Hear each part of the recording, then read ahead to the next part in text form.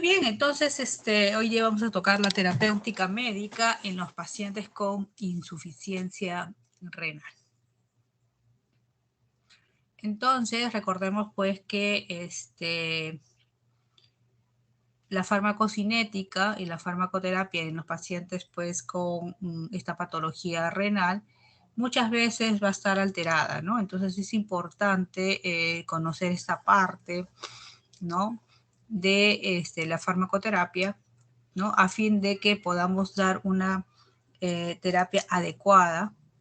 Entonces es importante evaluar los aspectos a tener en cuenta en esta farmacocinética, en los fármacos que usan muchos de los pacientes con insuficiencia renal. Además es importante recordar cómo hacemos el cálculo de la función renal según los diferentes métodos utilizados. Y sobre todo el ajuste de dosis de los fármacos más utilizados que en la práctica médica, ¿no? Y las reglas prácticas de prescripción de los medicamentos en la insuficiencia renal. Muy bien, entonces el objetivo del tratamiento farmacológico es alcanzar un nivel terapéutico sin efectos adversos, ¿no? Entonces, definitivamente el paciente renal es un paciente especial.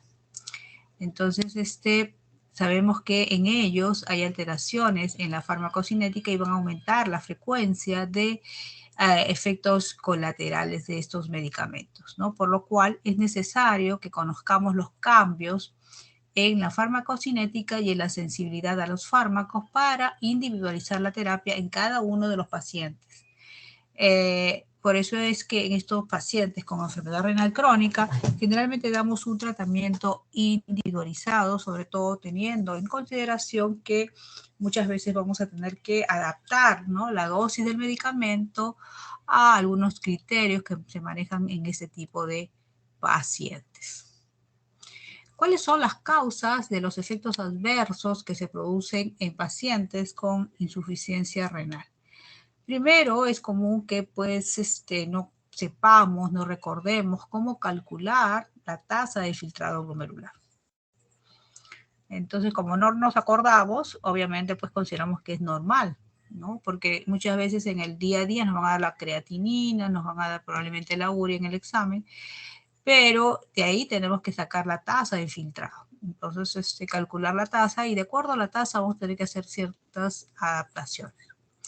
Otra cosa importante es que a veces desconocemos cuál es la vía de metabolización del fármaco, por dónde se elimina, ¿no? O sabemos pues que si el medicamento se elimina por vía renal y hay insuficiencia renal, lo más lógico es que en este caso esta vía va a estar afectada y probablemente la medicación que le podamos dar probablemente nos lleve a una toxicidad, ¿no? También es importante siempre recordar cuál es la fisiología de la función renal. También recordar también algo sobre terapéutica y los efectos adversos de los medicamentos. Es importante recalcar, estimados alumnos, que todos los días aparece un medicamento nuevo. Y nosotros somos seres humanos, no vamos a aprendernos todos los medicamentos que cada día salen al mercado, ¿no? Entonces, la idea es que ustedes manejen pocos medicamentos, pero lo hagan bien, ¿no? Manejen las dosis, manejen pues la farmacocinética, por cómo se elimina, ¿no? Específicamente las dosis ajustadas y todo eso. Sí, otra cosa importante es que si no conocen el fármaco, investiguen delante del paciente, revísenlo. A veces nos creemos pues que todo lo sabemos y nos da, nos da impotencia, nos da malestar tener que pues decirle al paciente, sabe que no conozco ese medicamento. Entonces hay que dejarnos de ser soberbios y específicamente hay que explicarle pues que cada día hay nuevos medicamentos y hay que ponernos a revisar. Otra cosa importante también, hay que advertir al paciente de los posibles efectos que pueda tener determinado medicamento y sobre todo hay algunos medicamentos que rápidamente sabemos que van a llevar a la toxicidad. Entonces estos medicamentos específicamente hay que hacerles un seguimiento estrecho. Entonces, cuando hablamos de la farmacocinética, de la insuficiencia renal, recordemos pues que tenemos el tema de la absorción del medicamento. La mayoría de los fármacos que son administrados vía oral son liposolubles y se van a absorber en el intestino delgado. Pero en algunos pacientes, cuando están con uremia, hay algunos factores que hacen que esta absorción no sea la adecuada. Por ejemplo, en la uremia vamos a encontrar que muchas veces aumenta la concentración de amonio gástrico y de una u otra forma este va a amortiguar la acidez del gas del estómago y por lo tanto la absorción va a ser mucho más incompleta y lenta. Además también muchos de nuestros pacientes renales utilizan, acuérdense que ellos tienen pues las famosas gastritis urémicas, ¿no? Náuseas y vómitos matutinos, a veces se automedican con ciertos antiácidos y por lo tanto pues eso también retarda la absorción de determinados medicamentos.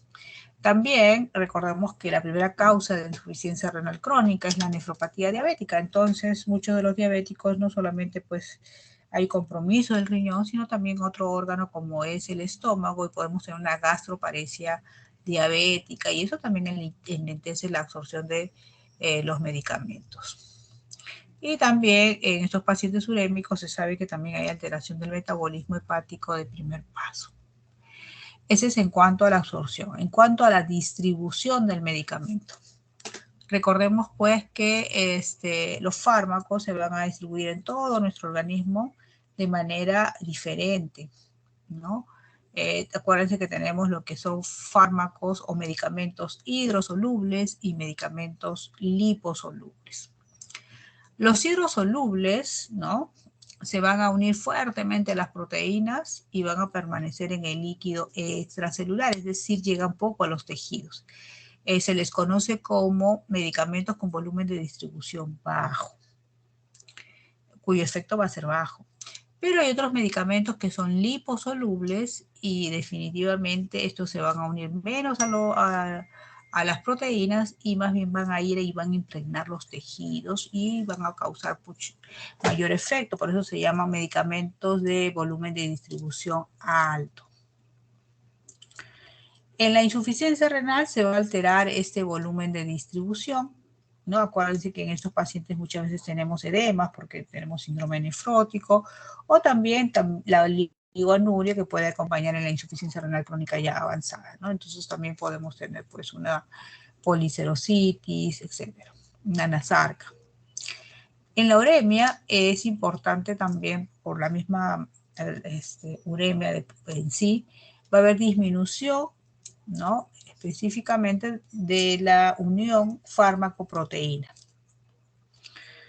Puede ser uno porque estos pacientes, acuérdense que mis pacientes con enfermedad renal crónica muchas veces tienen una dieta muy exigente, acuérdense que se les quita proteínas de la dieta y en este caso van a tener una albúmina baja. También puede tener una albúmina baja por una insuficiencia, un síndrome nefrótico con pérdida de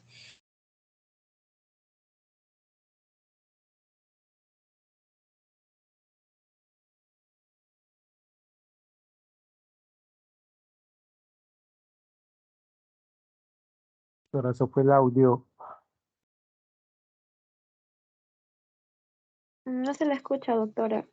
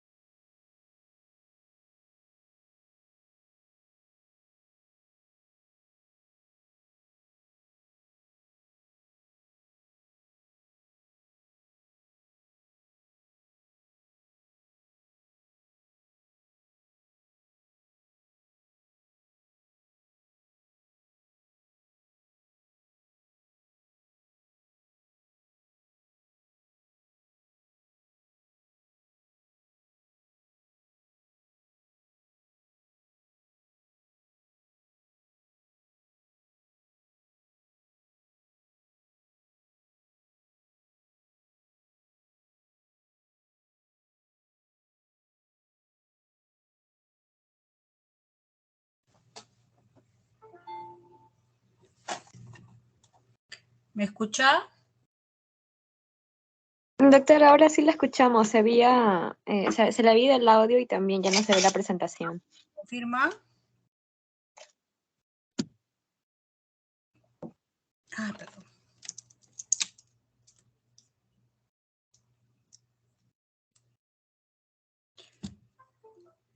Melissa, ¿me escucha? Doctora, ahorita sí la escuchamos. Ah, perfecto. No sé por qué me he salido del internet.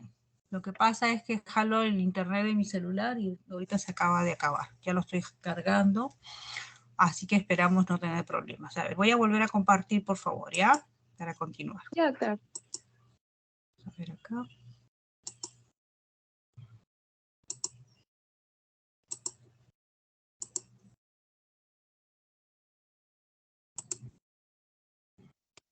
Muy bien, entonces nos habíamos quedado en la absorción, la distribución, que era dependiente, pues, de si era un medicamento hidrosoluble o si era un medicamento liposoluble, y esta distribución se alteraba en los pacientes con enfermedad renal crónica.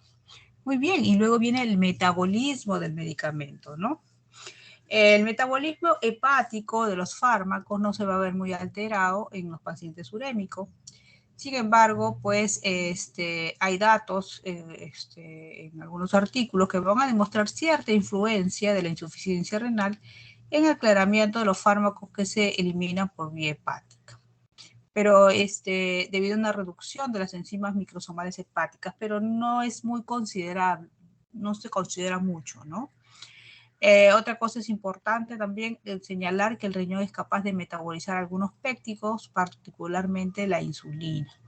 Es importante porque normalmente el riñón sano, ¿no?, se encarga de metabolizar la insulina, destruirla.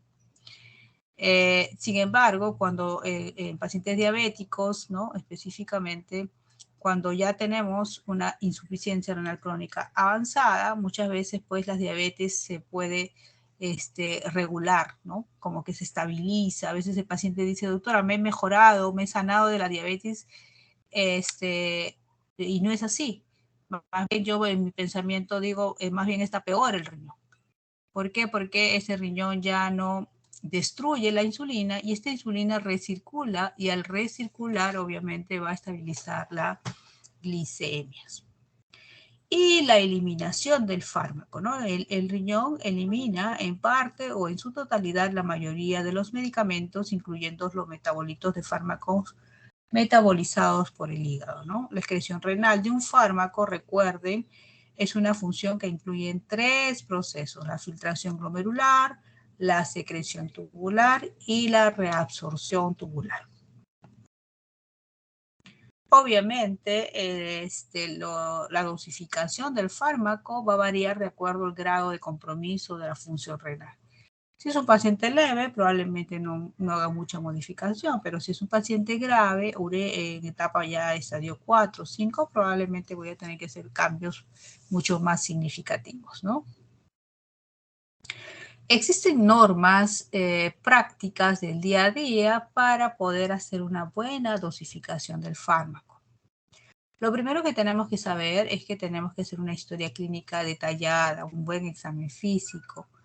¿Y por qué es importante? Porque en la historia clínica tenemos que mencionar si el paciente pues tiene alergias, si ha tenido alguna reacción adversa, si es usuario de algún tipo de medicamento, de repente son usuarios de AINES de hace más de 6 años, si ingiere alcohol u otro tipo de drogas, si hay presencia de ascitis, porque estamos viendo que eso puede interferir en la distribución del fármaco. También el peso, la talla del paciente, y hay que evaluar también de repente tenga compromiso de otro órgano como es el hígado y empeore las cosas, ¿no? Entonces es importante señalar que en algunos casos, mayormente en los pacientes con enfermedad renal, vamos a tener que ajustar la dosis, ¿no? ¿En qué casos vamos a ajustar la dosis? Primero, cuando el margen terapéutico del fármaco es estrecho.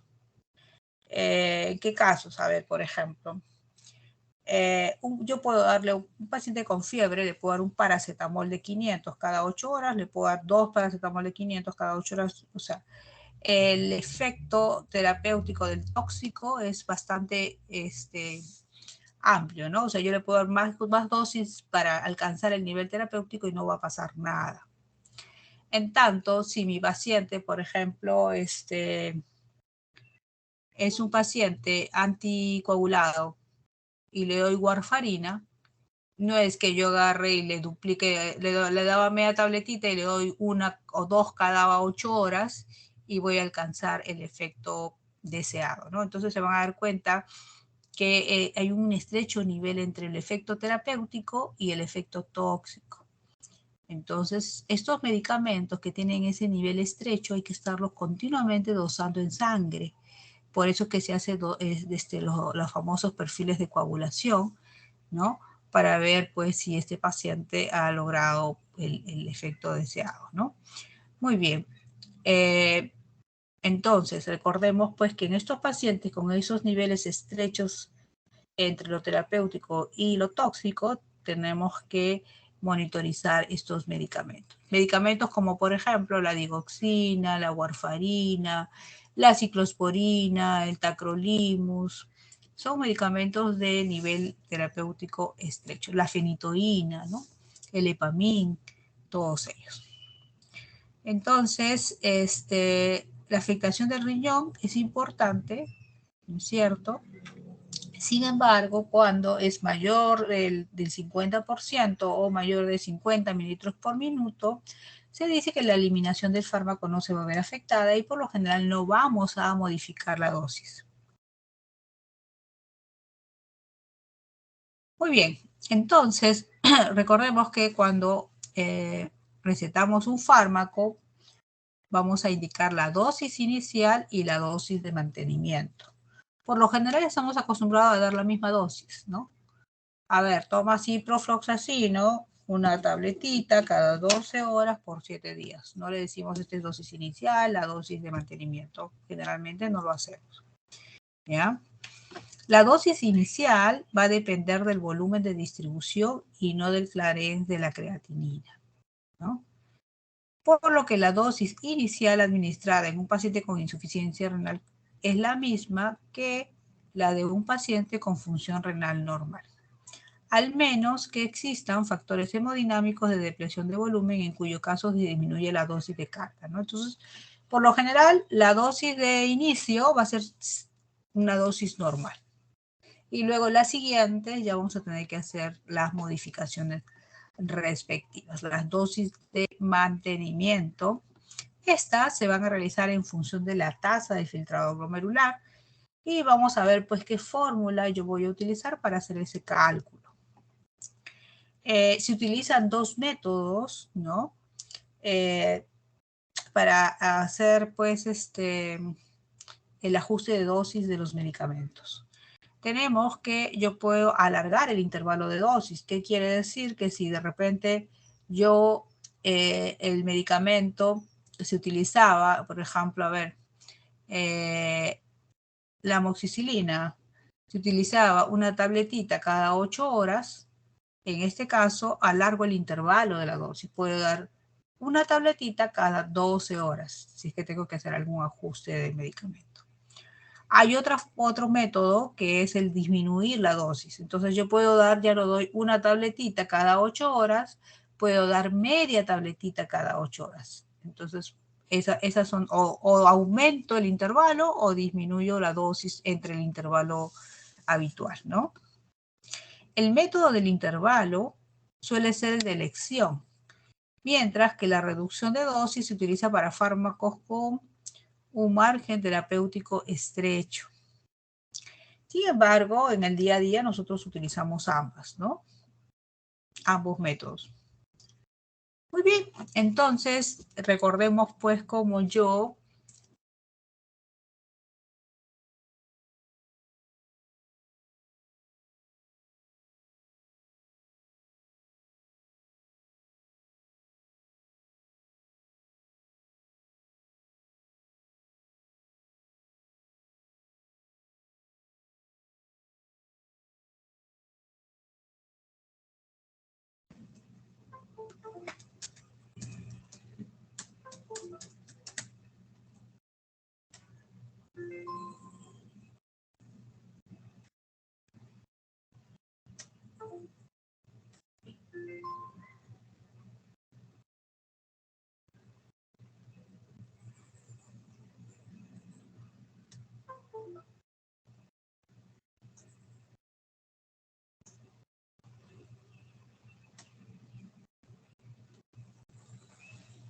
¿Me escucha?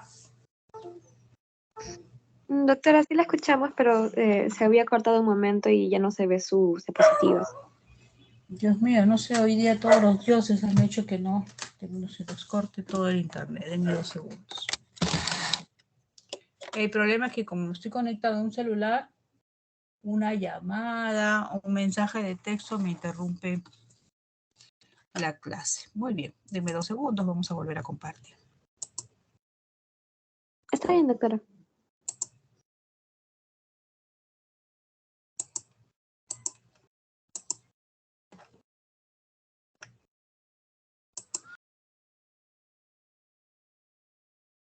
Entonces, habíamos visto pues que teníamos para hacer el cálculo correcto del medicamento, teníamos que saber calcular la tasa de filtrado glomerular.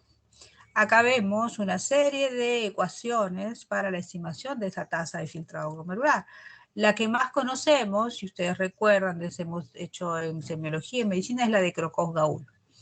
Es práctica porque está a la mano, ¿no? Es 140 menos la edad por el peso sobre 72 por la creatinina en miligramos por ciento, y si es mujer todo se multiplica por 0.85.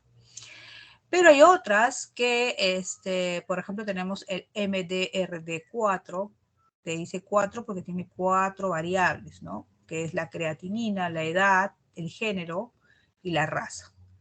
También tenemos el MDRD6, que ya acá se agregan 2 factores más, ¿no? La urea, si mal no recuerdo, y la albúmina. Luego tenemos otras fórmulas como por ejemplo el CKD-EPI, y vemos pues que cada vez son más complejas, ¿no? Pero tenemos la ventaja de agarrar nuestra computadora, nuestro celular, y rapidito vamos a tener la información. Se dice que a más variables intervienen, obviamente el cálculo va a ser mucho mejor, ¿no? Va a ser un cálculo mucho más fidedigno. Muy bien, acá tenemos que fármacos no necesitan ajuste de dosis. Todo es lo que se elimina por vía hepática. Los agentes neuromusculares, los analgésicos no narcóticos, los anticoagulantes y agentes antiplaquetarios, los anticonvulsivantes, los antidepresivos tricíclicos, los antihistamínicos, los antiinflamatorios no esteroideos, los antiparkinsonianos, las benzodiazepinas, los betabloqueadores, los inmunosupresores como los corticoides, los inotrópicos como la dobutamina, los bloqueantes de los canales de calcio, los broncodilatadores, los digitálicos como la digoxina, las fenocietiacinas, los gastrointestinales como la cisaprida, el omeprazol. No necesita ajuste de dosis, pero el omeprazol te puede producir una nefropatía intersticial.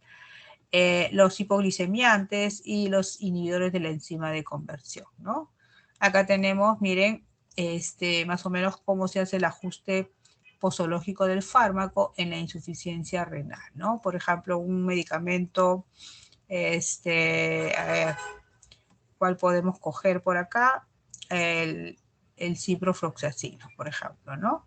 La dosis habitual es 500 a 750 cada 12 horas, y si es endovenoso, es la dosis habitual 400 miligramos cada 8 a 12 horas.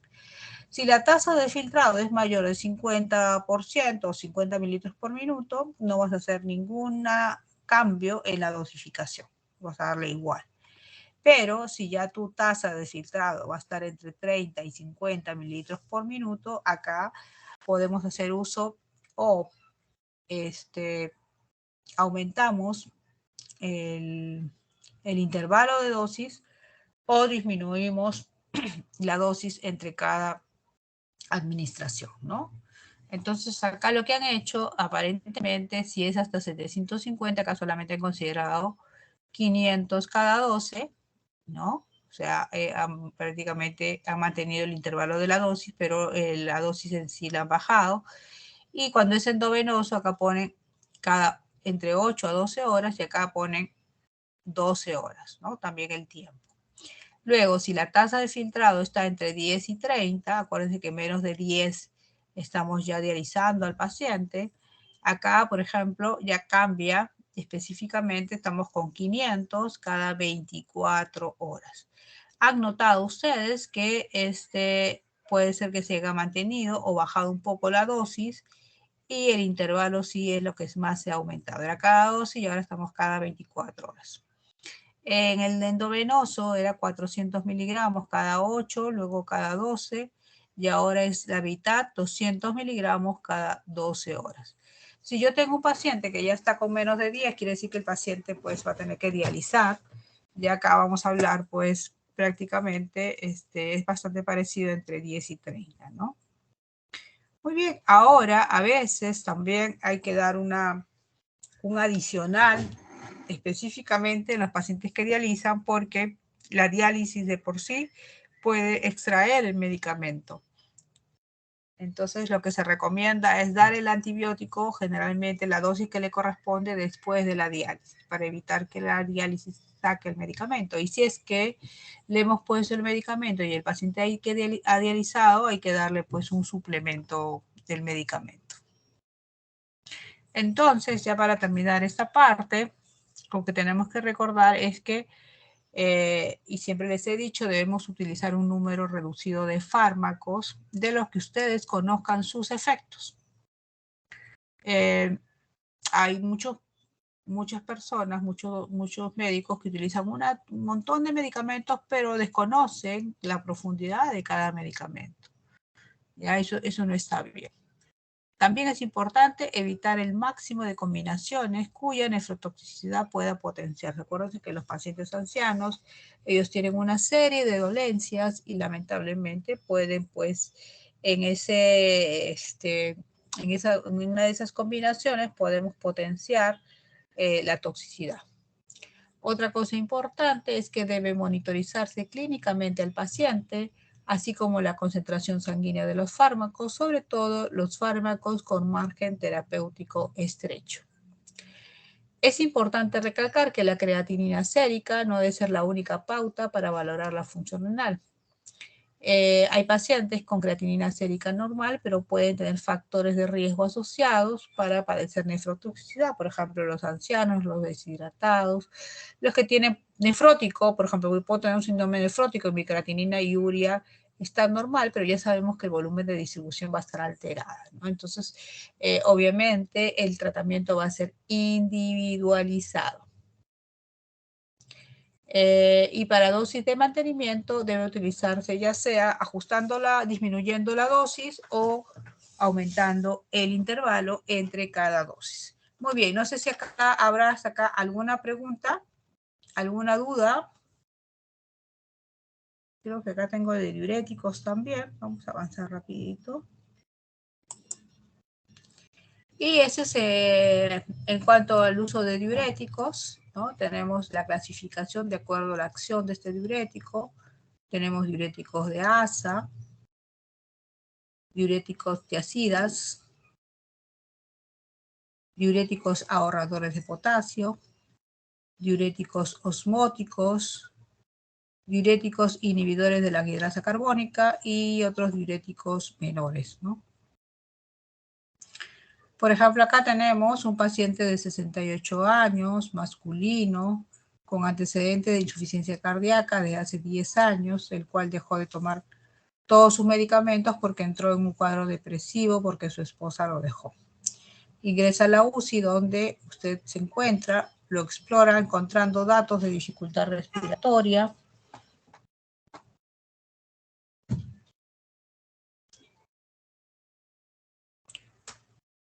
la taquignia y sectores crepitantes generalizados con hipoventilación bivasal. Su presión arterial es 140/80, tiene una frecuencia cardíaca de 120, frecuencia respiratoria de 36 y una saturación de 70%. Se toma una radiografía de tórax portátil, la cual muestra grave congestión pulmonar, y acá ven, miren, está como que hay una congestión a nivel del hilio pulmonar, ¿no? Entonces, acá vemos pues que este paciente va a necesitar el uso de diuréticos, ¿no? Se decide administrar un diurético para mejorar el edema pulmonar. ¿Cuál ustedes utilizarían?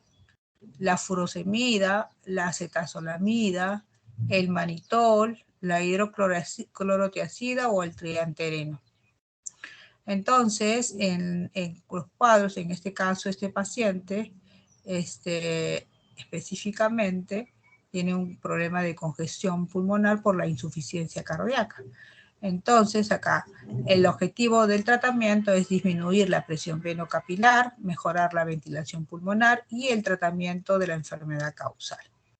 Entonces, la primera línea de acción es asegurarnos de que la presión arterial sistólica sea menor de 100 milímetros de mercurio. En caso tenga presión muy alta, tenemos que utilizar un tratamiento endovenoso que generalmente es con nitroglicerina. Luego de eso, podemos dar, por ejemplo, a veces he tenido en la emergencia crisis hipertensiva, pacientes con 220 con 140, y definitivamente hay que dar un tratamiento mucho más agresivo en ese sentido. Usted le puede dar furosemida, en este caso de 0,5 a 1 miligramo por kilo, ¿no? Para disminuir, pues, el retorno venoso y hacer, pues, que caiga la presión del llenado del ventrículo izquierdo para mejorar la sintomatología. Esa furosemida va a producir diuresis más o menos luego de 30 a 60 minutos de administrada. Otro parámetro en este caso de urgencia de manejo es el sulfato de morfina, que damos 2 a 8 miligramos endovenoso.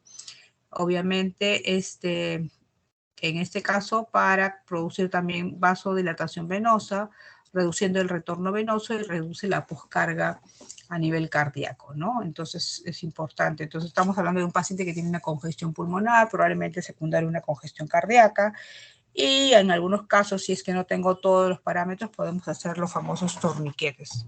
O la famosa, en este caso, el torniquete en este caso se conoce como sangría seca. Muy bien, entonces cuando hablamos de diuréticos de asa, hay que recordar que tenemos la furosemida, la bumetanida, la toracemida y el ácido etacrínico. Estos van a ser derivados de las sulfonamidas, excepción del ácido etacrínico, secreta por el túbulo contorneado proximal. Inhiben el cotransportador sodio y potasio cloro en la rama ascendente delgada del asa de Henle, ¿no? ¿En qué caso yo voy a dar diuréticos de asa? En insuficiencia cardíaca grave, en edema agudo pulmonar, en hipertensión, en crisis hipertensivas, en insuficiencia renal con retención hidrosalina y en la cirrosis hepática con retención de líquidos, ¿no? Entonces, ¿cuál es la ventaja de la furosemida? Es que puede dar, la dosis puede ir hasta, a ver, de 1 a 2, hasta 2.5 miligramos por kilo por día. Incluso en pacientes trasplantados, hasta 5 miligramos por kilo por día. Producen venodilatación. El inicio de acción es bastante rápida, 10 a 20 minutos. La duración del efecto es de 5 a 6 horas, ¿no? Y la excreción es renal, ¿no? La bumetanida, también que al igual que la furosemida, tiene techo alto, tiene inicio de acción de 30 a 90 minutos, la duración total del medicamento es de más o menos 4 a 5 horas, ¿no? El metabolismo acá es mixto, tanto hepático como renal. La furosemida y en menor medida otros diuréticos de asa causan nefrotoxicidad, ototoxicidad, cardiotoxicidad, edema cerebral y miopatía. Vamos a ver, esta es una pregunta. Los diuréticos de asa van a causar ototoxicidad. También hipopotasemia, hiponatremia, hipocalcemia, hiperglicemia, hipertrigliceridemia y alcalosis metabólica hipoclorémica a altas dosis. ¿En qué casos yo le voy a dar pues diuréticos de ASA, ¿no? En casos de anuria, de deshidratación, de discrasias sanguíneas, y no usar endovenosos si no se puede monitorizar sobre todo los electrolitos séricos, porque puede llevar una hipopotasemia y esto es a un infarto o una parada cardíaca en sístole, ¿no? Entonces, recordemos pues que ese es el problema. A veces los cardiólogos utilizan mucho los diuréticos para manejo de hipertensión, sobre todo en ancianos. Entonces, muchas veces me vienen a la consulta pacientes ancianos con elevación de uricreatinina. ¿Y qué sucede? Que al estar pues continuamente con el diurético, pueden tener una diarrea, una infección, algo que los deshidrate, algo muy simple porque ellos son pacientes muy lábiles y rápidamente pues se van a descompensar, ¿no? Por ejemplo, acá tenemos un paciente de 78 años con hipertensión arterial sistólica y osteoporosis que acude al consultorio para su cita mensual de control, ¿no? Está con un amlodipino de 10 miligramos al día y se encuentra pues una presión de 160,90, ¿no? Entonces, de los siguientes fármacos, ¿cuál utilizaría como la mejor opción como antihipertensivo? La furosemida, la bumetanida, el ácido heptacrínico, la espironolactona y la hidroclorotiazida. Entonces, ¿cuáles son las características de estos diuréticos tiazídicos? Son el tratamiento de primera línea en la hipertensión arterial, sin comorbilidades. Pero como les vuelvo a repetir, yo prefiero, por ejemplo, el problema es que ahora vienen en forma combinada, ¿no? Vienen, a ver, un calcio antagonista más un diurético, viene un YECA más un diurético, entonces de una u otra forma es más fácil que se descompensen este tipo de pacientes, ¿no? Estos diuréticos tiazídicos son útiles en africanos y en mayores de 50 años. Hay una inhibición de la reabsorción de sodio y cloro en el túbulo contorneado distal. Actúan en la luz tubular y son de techo bajo y actúan mal con la insuficiencia renal crónica. Entonces tenemos varios tipos de tiazídicos, los de acción corta, la clorotiazida y la hidroclorotiazida, que es el que más usamos. De acción intermedia, la indapamida y la cipamida, y los de acción larga la clortalidona. ¿En qué casos estarían indicados estos diuréticos tiazídicos? En el edema cardiogénico como antihipertensivo, en la retención hidrosalina de cualquier etiología. Por ejemplo, en cuanto a la hidroclorotiazida, acuérdense que se dan en dosis bastante pequeñas, de 12,5 hasta 100 miligramos cada 24 horas. Generalmente se combinan con YECAS o ARA2 en pacientes hipertensos crónicos. El inicio de acción es 1 a 2 horas, tiene una duración media de 16 a 24 horas, el metabolismo y la excreción es renal. De los siguientes efectos adversos, ¿cuál es causada por las tiazidas? ¿No? Acá dice, ahí por ejemplo, tenemos opciones como la hiperglicemia, hiperuricemia. Este es para responder, ¿no? Hipercalcemia, impotencia, A y B son correctos, todo menos E son correctos, ¿no? Entonces, los efectos adversos, recordemos que son hipopotasemia, hiponatremia, hiperglicemia, hiperuricemia, dislipidemia y también puede producir impotencia. ¿En qué casos no uso las tiazidas? En una insuficiencia renal crónica grave, por ejemplo. En una hipopotasemia, en arritmias ventriculares y en el embarazo. Las tiazidas también pueden tener interacciones medicamentosas con los esteroides, con los AINES, antiinflamatorios no esteroideos, con los antiarrítmicos, con algunos antibióticos, ¿no? Y pueden potenciar la nefrotoxicidad de los mismos, como los aminoglucósidos, etc. Luego tenemos los diuréticos ahorradores de potasio, ¿no? Estos van a tener su efecto inhibiendo los canales de sodio en la membrana epitelial, ¿no? Ejemplo, tenemos el triantereno, la amilorida también. Y también otro tipo de ahorrador de potasio también actúa a nivel de los antagonistas de los receptores de los mineralocorticoides, y este ejemplo pues tenemos la espironolactona. La indicación de estos medicamentos, estos antihipertensivos ahorradores de potasio, va a ser el edema de origen cardíaco, la hipertensión y la retención hidrosalina, sobre todo en la cirrosis. Porque acuérdense que en la cirrosis el paciente tiene tendencia a la hipocalemia, y la furosemida y otro tipo de diuréticos más bien empeorarían la hipocalemia. Por eso se utiliza diuréticos ahorradores de potasio, cosa que absorben el potasio y no empeorarían esa hipocalemia, ¿no?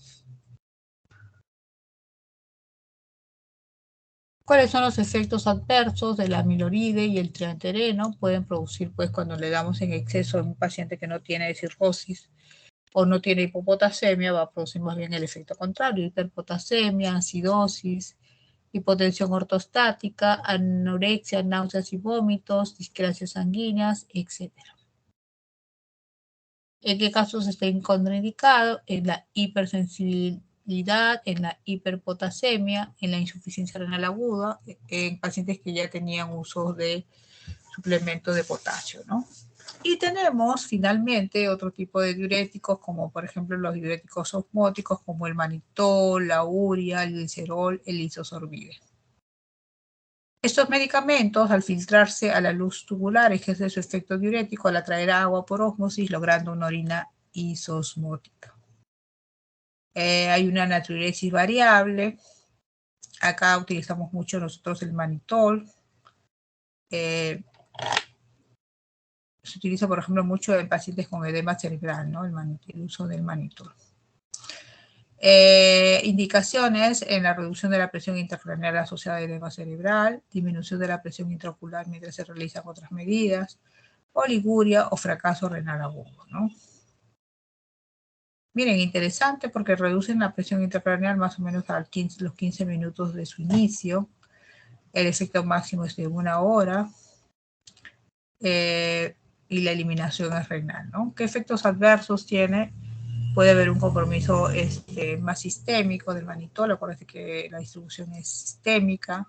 Puede haber en nivel del sistema nervioso central convulsiones, cefalea. A nivel cardiovascular podemos empeorar el edema. En el pulmonar también. En el gastrointestinal las náuseas, vómitos y diarrea, porque también hay diarreas osmóticas, etc. ¿En qué casos estaría contraindicado el manitol? En la insuficiencia cardíaca congestiva, empeoraría la congestión. En el edema pulmonar también empeoraría este edema pulmonar. En la anuria, en la hemorragia intracraneal activa, en la deshidratación severa, etc. Y tenemos los diuréticos inhibidores de la anhidrasa carbónica, como por ejemplo la acetazolamida, que va a suprimir la absorción del bicarbonato en el túbulo contomeado proximal. Se va a encargar de alcalinizar la orina, es un diurético débil, raramente se usa como diurético y su aplicación más utilizada es en el glaucoma. Y tiene propiedades anticonvulsivas, y yo creo que lo que más nos recordamos de los inhibidores de la anhidrasa carbónica son los famosos, pues, tratamientos de Soroche.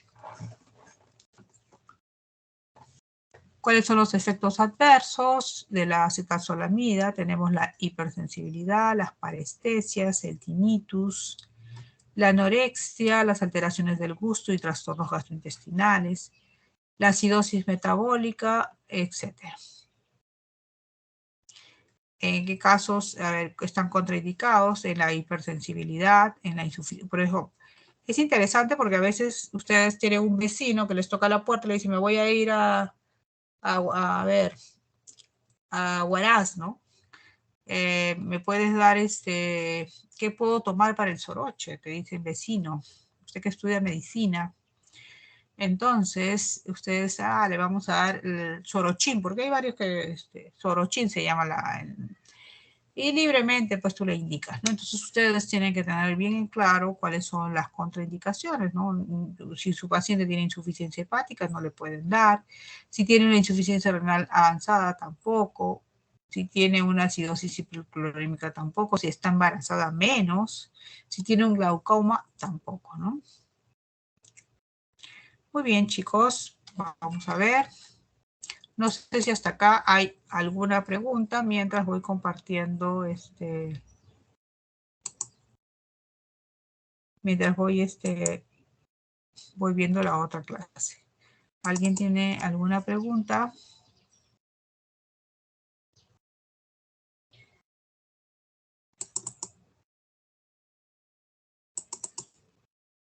¿Mm?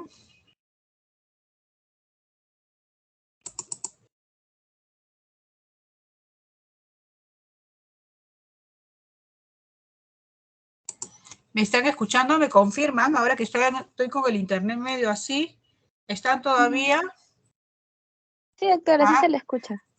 Melissa, ya. Pensé que ya estaban durmiendo o me había desconectado.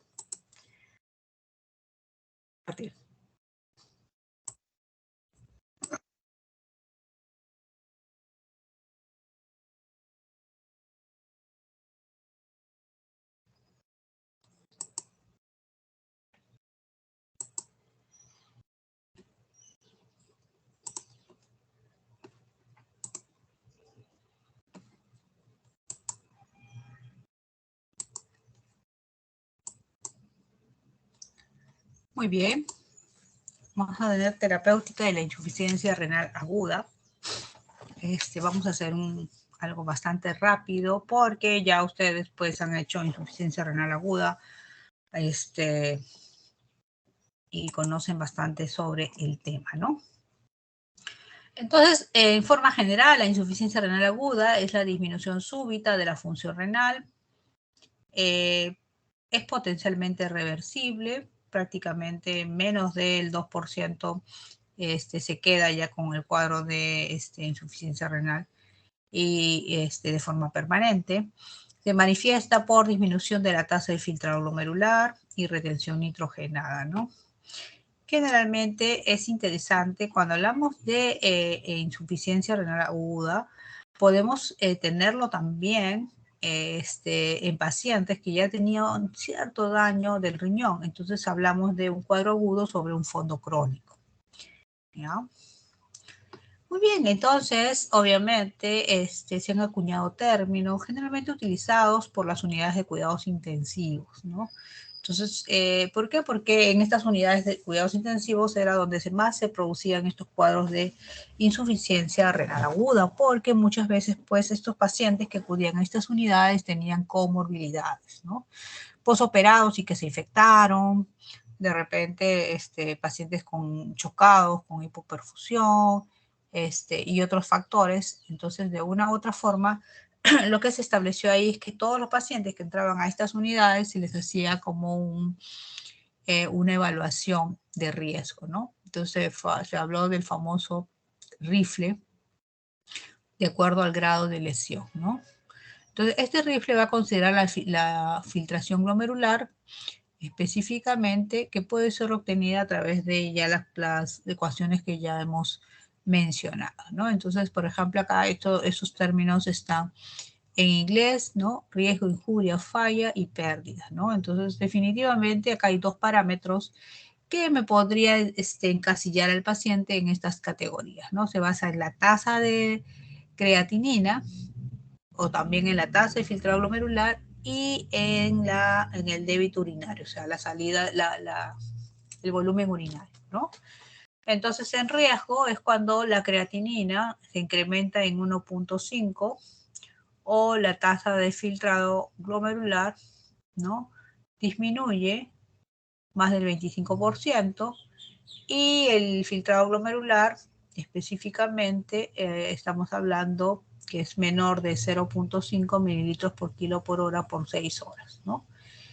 Ya cuando es interesante, ¿por qué este término? Porque a veces yo les comento que cuando yo estaba haciendo guardias, a veces el paciente no orinaba, bajó de sala de operaciones, lo hidrataron, todo, pasaron como 4 horas y no orinaba. Entonces, yo le decía, bueno, pues no puedo diagnosticarte insuficiencia renal aguda porque no tengo la elevación de la creatinina en 1.5, ¿no? Entonces, es un criterio tonto, antiguo, porque muchas veces este paciente va a ir a, obviamente, la siguiente creatinina que me va a salir, probablemente va a salir alta como repercusión a esa oligonuria. Entonces ahí se comenzó a agregar el término, pues, el débito urinario. ¿Y por qué? Porque para hacer un diagnóstico más temprano. Entonces, al nefrólogo ya me llamaban, oye, no está orinando, ya me llamaban de forma temprana. ¿Y qué hacía yo? Corregía los medicamentos, porque tenían una serie de medicamentos, ¿no? Corregía, de repente evitaba nefrotóxicos, entonces permitía una intervención mucho más temprana, ¿no? Muy bien. Bueno, los criterios diagnósticos es la elevación de creatinina, 0.5 miligramos por decilitro por encima de su creatinina basal, la elevación de la tasa de filtrado mayor del 50%, perdón, la elevación de la creatinina mayor del 50% de la creatinina basal. ¿Por qué se basa en porcentaje? Perdón, en este caso no hay un nivel específico, porque la creatinina varía, ¿no? Si yo soy una mujer viejita, mi creatinina puede estar en 0.5. Al día siguiente puedo estar con 1, ¿no?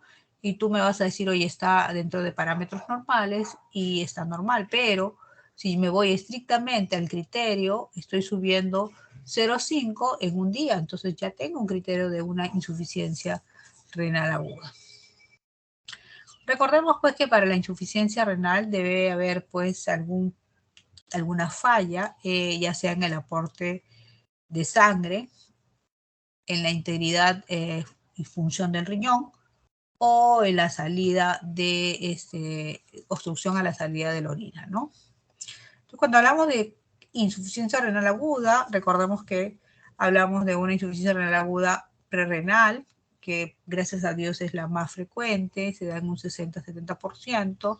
¿Y por qué gracias a Dios? Porque es la de mejor pronóstico, es la que se recupera rápidamente en cuestión de horas, ¿no? En tanto que la ira parenquimal, estructural, ¿no? Es la que más o menos se va a demorar unas 4 a 6 semanas en recuperarse, ¿no? Hablamos de más o menos un 20 a 30%. Y la ira obstructiva generalmente es un problema ya una vez que se formó la orina, hay una obstrucción, ¿no? Y una dificultad para poder eliminar esta orina y eso aumenta pues la presión intratubular y a la larga produce un problema, ¿no? Cuando hablamos de insuficiencia renal aguda, hay algunas clasificaciones que se hacen en base al débito urinario, ¿no? Hay las insuficiencias renales agudas no oligúricas, las insuficiencias renales agudas oligúricas, esto estamos hablando de las establecidas, ¿no? Y las anúricas. Estos parámetros van a variar de acuerdo a la literatura consultada, ¿no? Hay algunas literaturas que te consideran, pues, la oligúrica menos de 100, ¿no? Y la no oligúrica te considera más de 720 mililitros por minuto. Entonces, cuando hablamos de insuficiencia renal aguda, hablamos de prerrenal, renal y posrenal. La renal, específicamente, acuérdense, pues, es que hay un daño estructural. Este daño estructural puede ser a nivel de glomérulos, de túbulo, de intersticio o de vasos. Entonces, pero de todos estos parámetros que estoy diciendo, el más frecuente que se afecta en estos cuadros de insuficiencia renal aguda mayormente es el de a nivel túbulo intersticial. Entonces, por eso es que muchas veces se conoce este daño estructural agudo del riñón como una necrosis tubular aguda.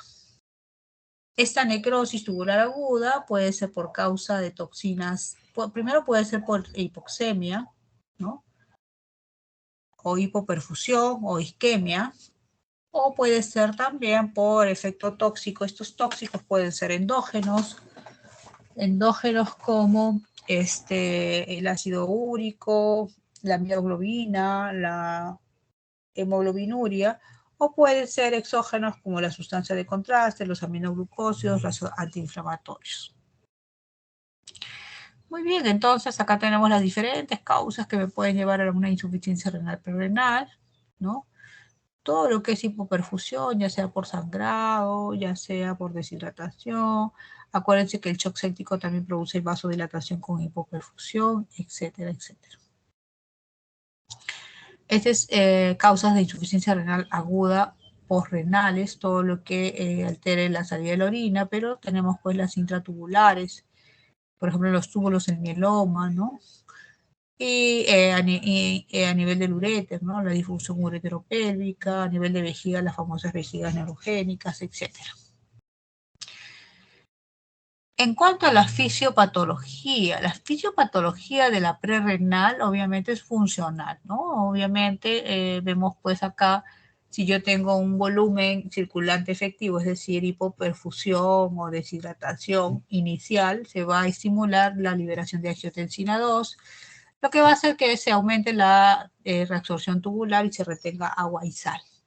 Pero si a pesar de eso sigue pues la hipoperfusión, va a haber más liberación de angiotensina 2 y ya en este caso se va a activar la vasoconstricción de la arteriola eferente. Si a pesar de eso no se corrige la hipoperfusión, va a haber más liberación de angiotensina y acá ya va a haber una vasoconstricción no solamente de la arteriola eferente, sino también de la arteriola aferente y por lo tanto va a disminuir la tasa de filtrado glomerular. Cuando hablamos de ¿se acuerdan de ira estructural, ira parenquimatosa? Estamos hablando de causas pues nefrotóxicas y que ya las habíamos mencionado, ¿no? Dentro de los medicamentos, los aminoglucósidos, ¿no? Sobre todo la gentamicina es el que es más nefrotóxico, se va a acumular en la corteza renal, dañan el túbulo proximal y hay un deterioro y este se va a producir más o menos 7 a 10 días después de la exposición al fármaco. Los medios de contraste también son factores externos de toxicidad y generalmente se van a dar después de 24 a 48 horas de la exposición a este medio de contraste. Recordemos que el 7% van a requerir temporalmente hemodiálisis o van a progresar hacia insuficiencia renal crónica. Es importante una adecuada historia clínica, específicamente en los cuadros agudos, porque tenemos pues que poder historiar, ¿no? Si es que el paciente ya ha tenido antecedentes de estos cuadros agudos, si ha habido antecedentes de uso de algún medicamento, alguna cirugía previa, alguna infección, alguna exposición a algún fármaco que sabemos que es nefrotóxico, ¿no?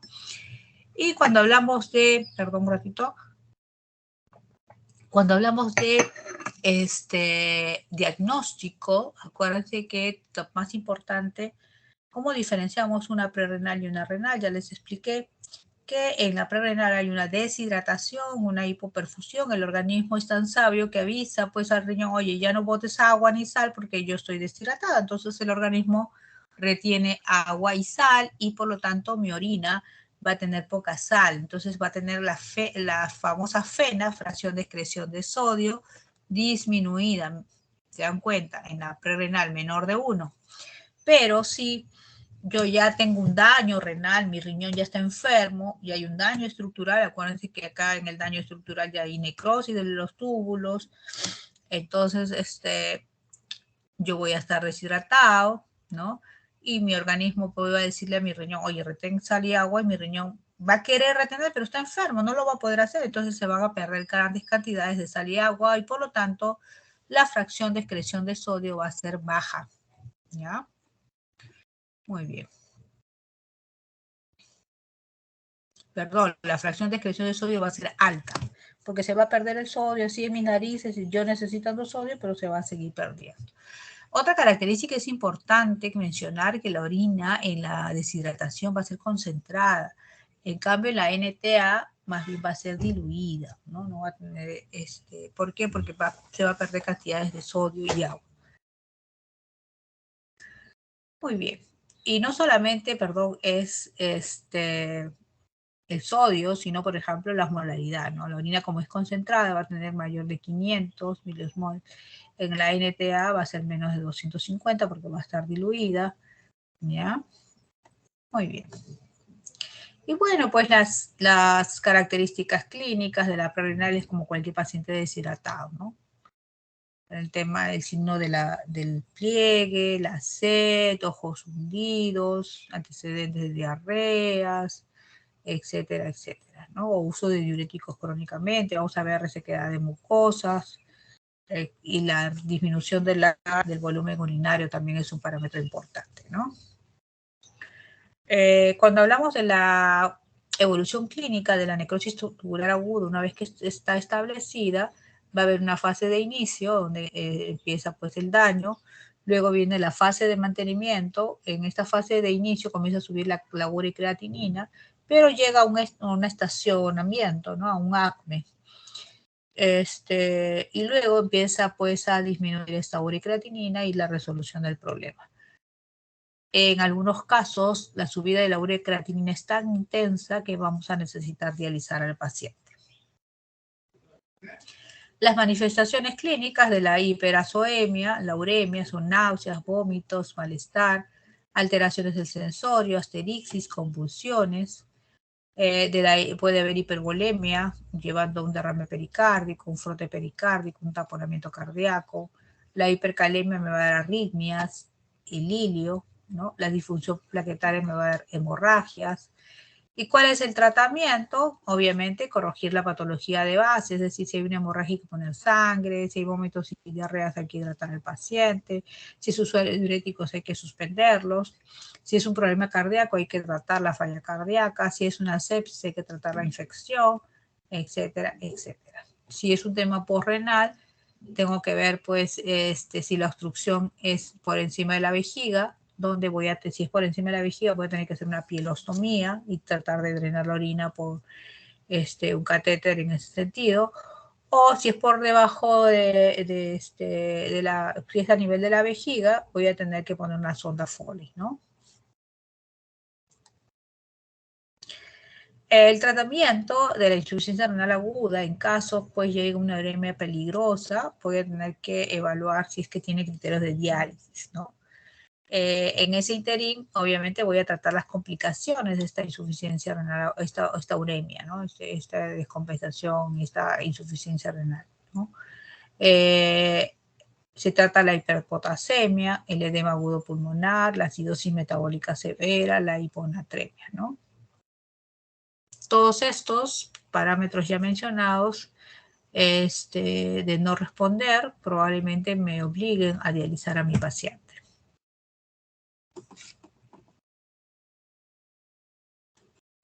¿Cuáles son las indicaciones para el inicio de diálisis? La oliguria, la anuria, la hipercalemia, la acidosis severa, menos de 7, la hiperazoemia, concentraciones de urea mayor de 200, el edema agudo pulmonar, la encefalopatía urémica, la neuropatía urémica, la pericarditis urémica y la hiponatremia severa, ¿no? Entonces, ¿cuál es el tratamiento de la emergencia urémica? ¿No? Vamos a ver. Acá, por ejemplo, en la hipercalemia, generalmente viene el paciente por emergencia, o de repente en la UCI te están llamando porque el paciente está con oligoanuria, la uricreatinina en ascenso y está haciendo este cuadro de hipercalemia. Entonces, generalmente nosotros le damos tratamiento para la hipercalemia, gluconato de calcio al 10%, 10 mililitros endovenoso. Podemos darlo como generalmente 1 gramo cada 8 horas. Me va a servir para estabilizar la membrana de la célula, de la célula muscular cardíaca. Puedo dar insulina, 10 unidades con dextrosa al 50%, lo pongo en un Volutrol de 100. Esto me va a permitir el transporte del potasio para disminuir pues, esta hipercalemia, ¿no? El albuterol, 0,5 a 1 miligramo endovenoso en 15 minutos o 10 a 20 miligramos inhalados. El bicarbonato de sodio, porque me tengo que alcalinizar el medio, ¿no? Porque un medio más ácido, más hipercalemia, ¿no? Y una vez estabilizado el cuadro, el paciente pasa a la hemodiálisis. Otro tratamiento también de esos pacientes con insuficiencia renal aguda y uremia, en sí puede ser aguda y crónica, pero lo que más prima es la uremia, que se da en ambos. Puede venir el paciente con tener un edema agudo pulmonar, puede tener que darle oxígeno por mascarilla, la furosemida de 100 a 300 miligramos endovenoso, voy a dar nitroglicerina de 10 a 200 picogramos para mejorar disminuir la congestión pulmonar, la morfina también con ese mismo objetivo. Y mientras me van preparando la máquina, porque el tratamiento es con diálisis para sacarle el volumen que tiene el paciente, voy a hacer la famosa sangría, es decir, sacarle sangre al paciente. En relación al manejo de la acidosis metabólica, el tratamiento es el bicarbonato de sodio al 8.4%. Hemofiltración si el paciente es hemodinámicamente inestable, y hemodializo por 2 horas con dializado de bicarbonato. En la encefalopatía hipertensiva, por eso estamos hablando de uremia, vamos a proteger la vía aérea, porque muchas veces estos pacientes convulsionan y se pueden aspirar, o se puede morir, obstruir la vía aérea con la propia lengua. Le hago un fondo de ojos, veo reflejos específicamente, le doy fenitoína 300 miligramos para evitar pues que me haga convulsiones, y hago la reducción gradual de la presión arterial, o le doy el antihipertensivo con el labetalol o el nitroprusiato. Entonces, en esta encefalopatía urémica protejo la vía aérea, probablemente voy a tener que dializar a mi paciente y le doy pues a un anticonvulsivante. La pericarditis también es una complicación en estos pacientes con uremia, hago diálisis diaria sin heparina, y si hay un taponamiento cardíaco quiere decir que toda la bolsa del peritoneo se llenó de líquido, voy a tener que drenar ese líquido, porque si no lo dreno el paciente se muere, porque ese corazón se ahoga, ¿no? Muy bien, ¿hasta acá alguna pregunta, dudas?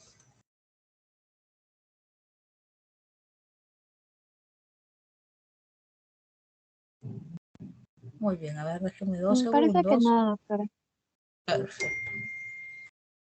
A ver. Y ya para terminar,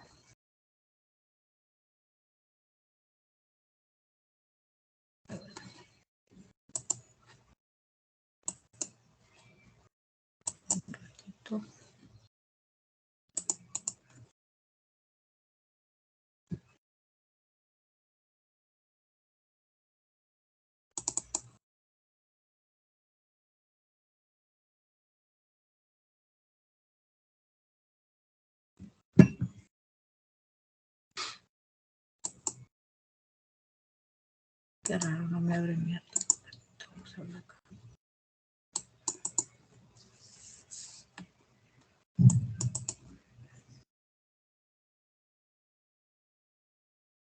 No me lo quiere abrir.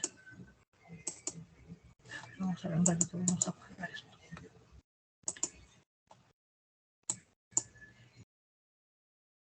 Dos segundos.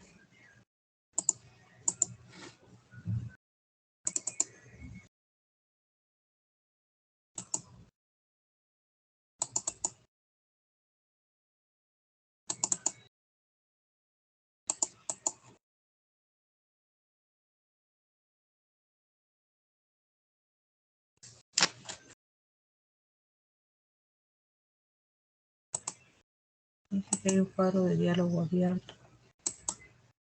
Qué raro. A ver, vamos a ver.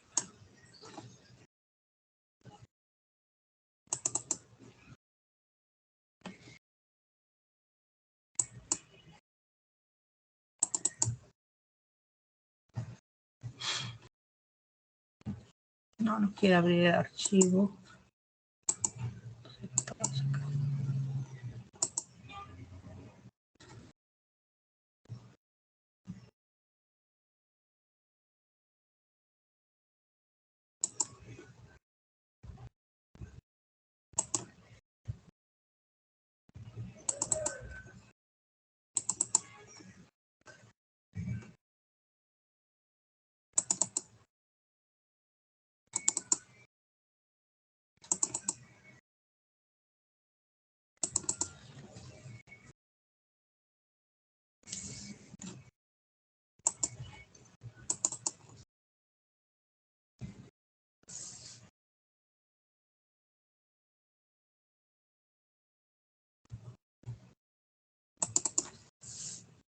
Vamos a ver, 2 segundos.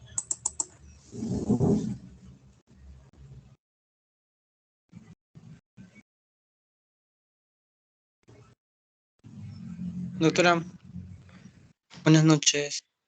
Sí, buenas Ah, una, noches. una consulta, doctora. Con relación a las indicaciones para diálisis, nos mostró varios ítems, pero quería saber, doctora, si es que necesariamente cuántos de estos deberían cumplirse, o es suficiente que uno de ellos, por ejemplo, la pericarditis urémica, por ejemplo, que tenga para iniciar Una de diálisis. ellas es suficiente.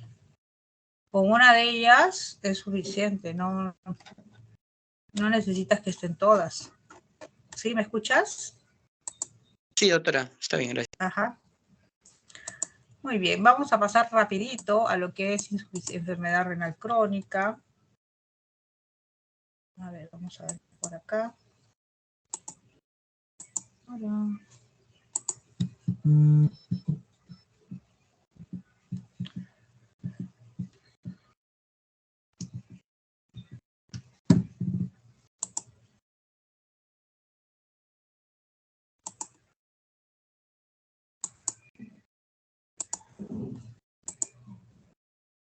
¿Me confirman si ven, por favor?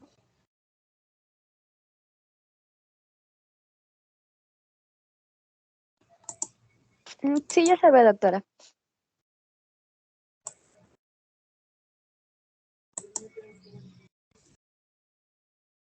Muy bien, entonces hoy día vamos a ver también la terapéutica de la enfermedad renal crónica. Vamos a hacer un pequeño recordaris de la enfermedad renal crónica, estos puntos que vemos en el sumario, en la agenda. Y bueno, en relación a la enfermedad renal crónica, recordemos pues que como su nombre lo dice, es la pérdida gradual y progresiva de la función renal en un tiempo mayor de 3 meses, ¿no? Recordemos que acá tenemos una clasificación de la enfermedad renal crónica, perdónenme, no sé por qué no está la clasificación, que lo clasifica en 5 estadios, ¿no? El estadio 1, 2, 3, 4 y 5, ¿no? Acá. Y se basa esta clasificación en la tasa de filtrado glomerular, ¿no? Recordemos pues que la tasa de filtrado normal es entre 80 y 120 mililitros por minuto.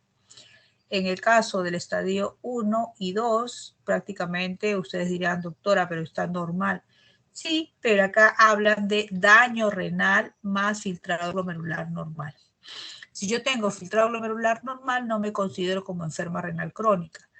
Pero si tengo un daño renal, estamos hablando de daño renal? Puede ser, a ver, un daño a nivel de las imágenes, por ejemplo, presencia de quistes, de repente un riñón único, de repente, a ver, un riñón en herradura, etcétera. Eso me indicaría ya que tengo algún tipo de daño renal.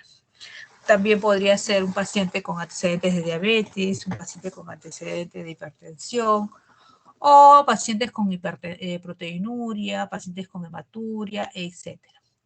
Luego tenemos un filtrado glomerular en estadio 3, cuando el filtrado glomerular está entre 30 y 59 mililitros por minuto. Ya acá se habla de menos de 60, se habla ya de insuficiencia renal.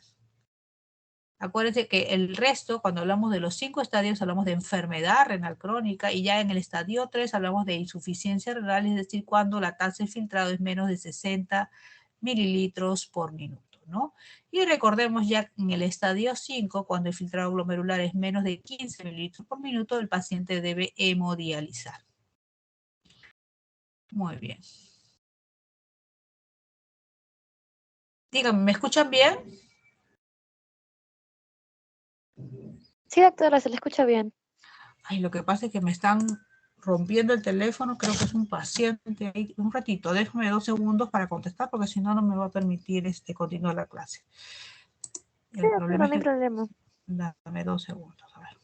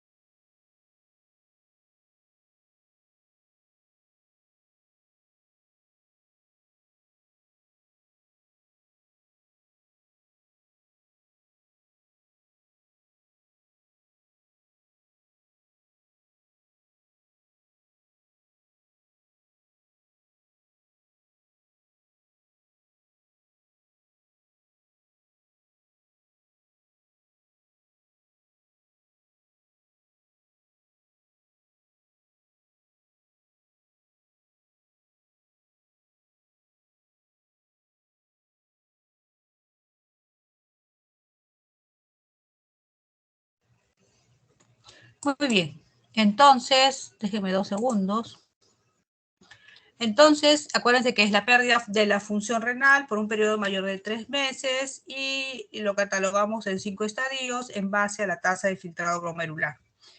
¿Ya? Y que en el estadio terminal, antiguamente se llamaba terminal, pero ese término pues nos impresiona como que es lo último, ya no hay más nada que hacer. No, ahora se considera como estadio 5, enfermedad renal estadio 5. ¿Por qué? Porque el paciente puede estar en hemodiálisis 20, 30, 40 años, puede estar con su trasplante 20, 30, 40 años, o sea, no es el final, ¿ya? Muy bien, entonces, recordemos, pues, ustedes qué funciones tiene nuestro riñoncito. Elimina el productos de desecho, regula el volumen de líquidos, regula la presión arterial, regula el balance de electrolitos, regula el equilibrio ácido-base, regula el metabolismo óseo y produce eritropoyetina, ¿no? Entonces, ¿cuál es la fisiopatología de la enfermedad renal crónica? Obviamente, pues, recordemos que todos nacemos con determinado número de nefronas al nacimiento y que a lo largo de toda la vida pues vamos a tener una serie de insultos y hacen pues que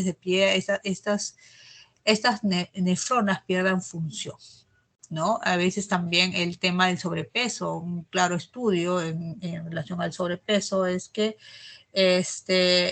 definitivamente sobreexponemos a trabajar más a esos riñones y probablemente esta hiperfiltración hace que liberen una serie de estímulos estímulos de la fibrosis como macrófagos, linfocitos y fibroblastos, ¿no? Y a la larga, pues ese riñón tiende a la fibrosis, a la esclerosis y a la pérdida de la función. Entonces, al inicio puede ser una etapa de compensación, pero luego, pues, puede ir seguido de proteinuria. La proteinuria es un tóxico renal, ¿no? Entonces, en conjunto, todas estas acciones tenían la idea de corregir y reparar el daño. Sin embargo, van a dar lugar a una serie de liberación y activación de una serie de sustancias profibróticas y a la larga pues empeoran el cuadro. Por eso que los pacientes con obesidad mórbida, por ejemplo, tienen factores de riesgo de hacer glomerulosclerosis focal y segmentaria por los mecanismos que ya les hemos mencionado. Por acá no vamos a explayarnos en lo que es fisiopatología porque el objetivo de ahora es el tema de específicamente del tratamiento. Entonces, en cuanto a la epidemiología, la enfermedad renal crónica es un problema de salud pública. Primero porque en el mundo las enfermedades que están en ascenso son las enfermedades metabólicas, la diabetes, la hipertensión. Y casualmente pues son las causas, ¿no?, más frecuentes de insuficiencia renal. Y por eso es que también se habla del avejentamiento de la población mundial. Entonces sabemos que el riñón a partir de los 40 años también se avejenta. Se dice que baja pues la tasa de filtrado glomerular 10 mililitros cada 10 años. O sea, si yo tengo 80 años, ya mi idea ya no va a ser 100 mililitros, sino va a ser más o menos 60 mililitros por minuto, ¿no? Muy bien, acá tenemos la epidemiología. Otra cosa importante también que se ha visto en los estudios que el hecho solo de tener enfermedad renal crónica ya aumenta la mortalidad en los pacientes. Es una variable independiente. Y acá tenemos pues la proyección de pacientes en diálisis al 2013. Actualmente en el Perú estamos hablando de más o menos 20.000 pacientes en diálisis. Imagínense que cada paciente gasta $1.000. $1.000 por mes, más o menos. Entonces, definitivamente es una enfermedad de alto costo. Ahora, ya habíamos visto, pues, para hacer el cálculo, ya hemos conversado, sobre todo a la hora de evaluar la tasa de filtrado glomerular, que nos va a servir para la dosificación de medicamentos y para poder catalogar en qué estadio está mi paciente de enfermedad renal. En este sentido, pues, es importante utilizar la técnica que más les sea práctica, ¿no? Porque definitivamente el Crocos-Gaúl tiene sus deficiencias, ¿no? El cálculo no es muy óptimo, pero es la más práctica, es la que siempre recordamos. Pero hay una serie de calculadoras que la pueden tener en su computadora, en su celular, que prácticamente pues les va a ayudar mucho al diagnóstico. Acá está la prevalencia según los diferentes estadios de la enfermedad renal crónica. Y miren, acá es un dato interesante porque acuérdense que nosotros todo lo que comemos, ¿no? Se tiene que transformar en energía, y en ese interín de la transformación de energía libera una serie de toxinas, ¿no? Que son como detritus, que normalmente el riñón normal los elimina, pero cuando está enfermo, estos se van a quedar en la sangre. Entonces, esos detritus, estas toxinas, van a ser, por ejemplo, la urea, los fenoles, los indoles, los escatoles, algunas hormonas, poliamidas, etcétera, y todo lo que estamos viendo acá en esta lámina. La etiología, como les había mencionado, la nefropatía diabética es hasta la cabeza, la nefroesclerosis hipertensiva, y luego le siguen otras enfermedades. Lamentablemente, la enfermedad renal crónica es una enfermedad muchas veces asintomática, entonces el paciente ya va a la emergencia porque probablemente pues se le subió la presión y no baje con sus antihipertensivos, de repente un mareo, y ahí le dicen, ¿sabe qué? Tiene que dializar, ¿no? Entonces muchas veces estas enfermedades no son muy bien diagnosticadas, y lamentablemente pues llegan tardíamente a la emergencia de los hospitales. ¿Cuáles son los factores de riesgo de hacer este tipo de enfermedad renal crónica? La diabetes, la hipertensión, la edad, el sexo, la prematuridad de nacer. Acuérdense que a más prematuros, pues la masa nefronal es menor, la raza y la hipertrofia ventricular izquierda, ¿no? Y obviamente, si yo ya tengo insuficiencia, tengo que cuidarme de no tener estos elementos que me puedan hacer que mi riñón se deteriore más rápidamente y lamentablemente más rápidamente pueda ir a hemodiálisis, ¿no? Entonces, estos pacientes, los pacientes ya con diagnóstico de enfermedad renal crónica, tengo que cuidar que no hagan mucha proteinuria, que la presión arterial esté controlada, que si es diabético la glicemia esté controlada, que no fumen, que no sean obesos, evitar el síndrome metabólico, que no tengan pues dislipidemia, la anemia tratarla, factores metabólicos también controlarlos, y sobre todo protegerlos pues de otros medicamentos nefrotóxicos, aminoglucósidos que le puedan empeorar el cuadro. Son cuadros bonitos donde vemos la sobrevida del riñoncito en relación a la enfermedad de base, ¿no? Vemos que la que mejor pronóstico y mejor sobrevida tiene es la de rojo, la línea roja, que es la nefritis intersticial. La de peor pronóstico específicamente, que tiene pues una sobrevida bien baja, es la de morado, que es la enfermedad poliquística. Acá tenemos unas curvas, también me parecen interesantes, que la presión, si yo ya tengo mi patología, enfermedad renal crónica, tengo que cuidar que no tener hipertensión.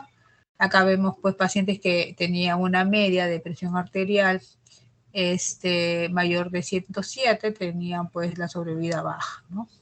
Si la comparamos con aquellos que tenían una presión arterial media menor de 107. La proteinuria, acá vemos pues en relación a la proteinuria hemos visto pues que es un factor de mal pronóstico. Más proteinuria, más rápido el paciente va a ser insuficiencia renal, ¿no? Entonces en rojo está pacientes que tienen pues proteinurias mayor de 3 gramos, y miren cómo su sobrevida es bastante baja. ¿Cuáles son los factores que promueven la progresión de la enfermedad renal? La activación del sistema renina-angiotensina-aldosterona, porque va a estimular la fibrogénesis, como les había mencionado. La hipoxia, ¿no? ¿Por qué? Porque aumenta la producción de radicales libres con apoptosis de las células del epitelio tubular. El metabolismo mineral aberrante también, y la hipertensión arterial sistémica.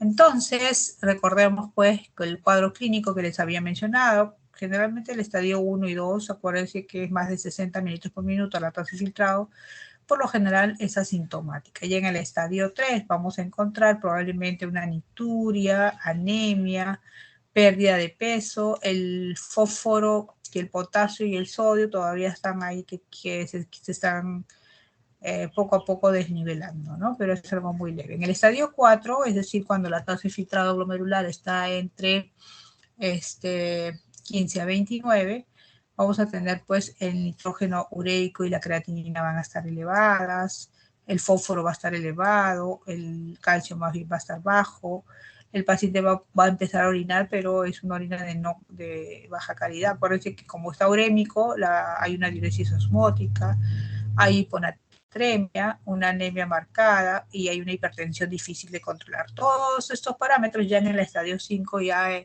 es bien difícil el manejo de estos pacientes y encontramos ya un cuadro sistémico con el famoso síndrome urémico, ¿no? Entonces la creatinina y la urea van a estar bastante altas, ya el paciente va a tener náuseas y vómitos matutinos, hiporexia, ya no va a querer comer, y por lo tanto la pérdida de peso y probablemente ingrese a la emergencia infectado, ¿no? Muy bien, acá tenemos el famoso síndrome urémico, que es un cuadro sistémico, por ejemplo, a nivel del sistema nervioso central. Vamos a tener la famosa cefalopatía urémica con dificultad de la concentración, obnubilación, mioclonías, asterixis. Ya podemos hablar de polineuropatías periféricas, ¿no? Con el famoso síndrome de las piernas inquietas, alteración en el sistema hematológico. Acuérdense que hay una anemia, pero la anemia no solamente es por falta de producción de eritropoyetina, sino es multifactorial, ¿no? También va a haber una disfunción plaquetaria. La uremia hace que, si bien es cierto, el número de las plaquetas va a estar normal, el problema es la calidad de las plaquetas. Es por eso que estos pacientes tienen tendencia al sangrado, ¿no? Entre ellos las famosas, pues, gastritis urémica, ¿no? Y también el sangrado cerebral urémico. También va a haber un déficit inmunitario y por lo tanto pues va a haber alteración en la opsonización de gérmenes y definitivamente el paciente va a estar más propenso a infecciones. Desde el punto de vista cardiovascular, estamos viendo pues esta hipertensión arterial crónica. Acuérdense que además compromiso de la función renal, vamos a tener una hipertensión de cada vez más difícil de tratar y esto va a conllevar pues a un mayor esfuerzo del ventrículo para poder bombear y una hipertrofia ventricular como respuesta. También podemos hablar de arritmias cardíacas asociadas. Recordemos también que estos pacientes hay hipertensión y muchas veces hay riesgos de accidentes cerebrovasculares, ¿no? En el aparato digestivo hablamos de anorexia, las náuseas y vómitos matutinos. La anorexia tiene que ver con la acidosis metabólica de los pacientes. En el sistema motor hay un prurito que se habla de que es multifactorial, se hablaba del tema del hiperparatiroidismo asociado, pero hasta ahora no hay un parámetro específico que podamos decir que cause el prurito. A ver, yo puedo tener una insuficiencia renal crónica y me puedo descompensar por algunos de los factores que estamos viendo en la pantalla, ¿no? Si yo me deshidrato, de repente me infecto, me voy a descompensar. Esta lámina es bonita porque acá vemos pues dos glomérulos, en un glomérulo normal y en el otro un glomérulo esclerosado, que definitivamente pues refleja cómo estaría nuestro riñón cada vez pues con más número de estos glomérulos esclerosados. Recordemos pues que los pacientes con enfermedad renal pueden presentar múltiples alteraciones metabólicas y nutricionales y la más característica es la intolerancia a la glucosa, ¿no? Entonces, el problema es que este síndrome metabólico va a incrementar más todavía el riesgo de enfermedades vasculares. Acuérdense que la primera causa de muerte de estos pacientes con insuficiencia renal crónica son las enfermedades cardiovasculares. Este es en cuanto al tratamiento, específicamente en la obesidad. Hablamos de dieta, ejercicio, ¿no? Evitar el alcohol y el tabaco, la sal también. Hay también el uso de fármacos para la obesidad, ¿no? Que son, por ejemplo, el Orlistat, ¿no? Y otros. Manejo de la hipertensión arterial con los GLP-2. El diabético, también hay medicamentos, hay mejores medicamentos para el control, ¿ya? Ahora, otra cosa importante con relación a la alteración de la vitamina D, esta va a ser inactiva. Recordemos pues que tienen que activarse. La primera activación se produce en el hígado, donde se convierte en 25 dihidroxivitamina D, y la segunda ya se convierte en el riñón, donde se transforma en la 1,25 dihidroxivitamina D, llamada también calcitriol. Entonces, acá es interesante, acá vemos que cuando el filtrado glomerular es menor del 50%, prácticamente no se va a eliminar el fósforo, ¿no? El paciente va a tener tendencia a retener el fósforo, y también vamos a ver que estos pacientes con este tipo de filtrado glomerular van a tener tendencia a la hipocalcemia. Ambas, la hipocalcemia y la hiperfosfatemia, van a estimular la secreción de una hormona que se llama paratormona, que es producida por la paratiroides, que está al costado de la tiroides, y esta paratormona va a jalar calcio de los huesos. Al jalar calcio de los huesos, lo va a descalcificar. Es por eso que muchos de estos pacientes van a tener fracturas patológicas. ¿Qué más se va a producir? El calcio que sacan de este hueso, el problema es que se va a precipitar en otros tejidos, se va a precipitar en los vasos arteriales, se va a precipitar de repente en las arteriolas finales, y va a producir una lesión que se llama, ¿cómo se llama? Se llama calcifilaxis. Entonces acá ven, aumento de paratormona, y vamos a tener pues el tema de la calcifilaxis. Acá miren, les había hablado que había una calcificación vascular en la arteria poplitea. Miren cómo se nota. En una simple radiografía vemos cómo hay calcificación en la pared de la arteriola poplitea y la vemos rígida, ¿no? Entonces, obviamente, estas calcificaciones van a producir un cierre de estos vasos y finalmente, pues, isquemia y necrosis, que lo vemos sobre todo en los vasos terminales. Acá vemos en piel cómo ha producido necrosis por esta presencia de calcio a nivel de estas arterias de piel, ¿no? Lo que llamamos calcifilaxia. En cuanto a las alteraciones hidroelectrolíticas, recordemos pues que el paciente, conforme vaya avanzando el deterioro de la función renal, prácticamente va a tener cada vez peor manejo del agua, ¿no?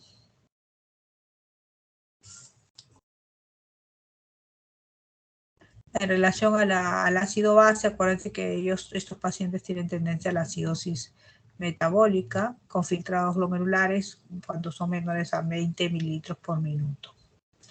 Esta acidosis va a tener una serie de complicaciones. Miren todo lo que produce la acidosis en el músculo. Va a producir una pérdida de masa muscular. En el hueso va a producir una disolución de la matriz ósea. A nivel de la liberación de hormonas va a haber una alteración. Es por eso que estas personas pierden, o sea, disminuye, hay una alteración en la liberación de estas hormonas, y por lo tanto, pues hay una alteración en el crecimiento. No van a crecer como personas normales. Vamos a tener detención de las características sexuales masculinas o femeninas. Va a haber alteración en la liberación de la vitamina D3, del cortisol, de la tiroxina. Imagínense todas estas hormonas, porque acuérdense que las hormonas necesitan un medio.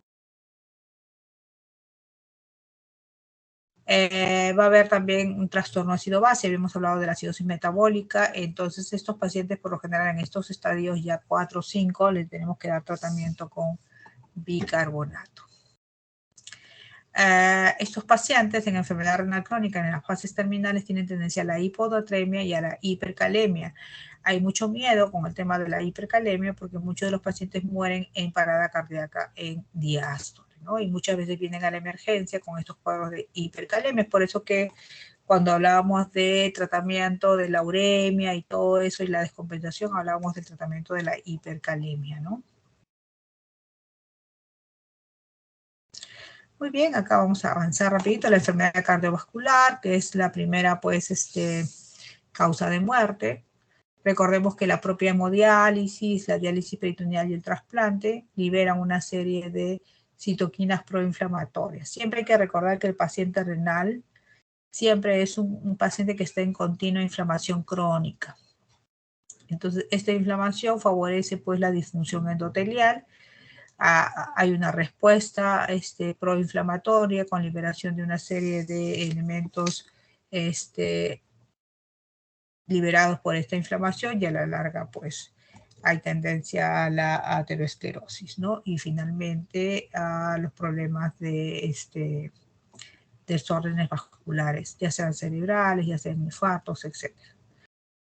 Este es en relación a la hipertensión, que tiene una serie de factores, ¿no? No solamente, bueno, hablábamos de la liberación de renina-angiotensina, la actividad simpática, la eritropoyetina y otra serie de factores que hacen pues que cada vez esta hipertensión sea cada vez más difícil de tratar en los enfermos renales crónicos, ¿no?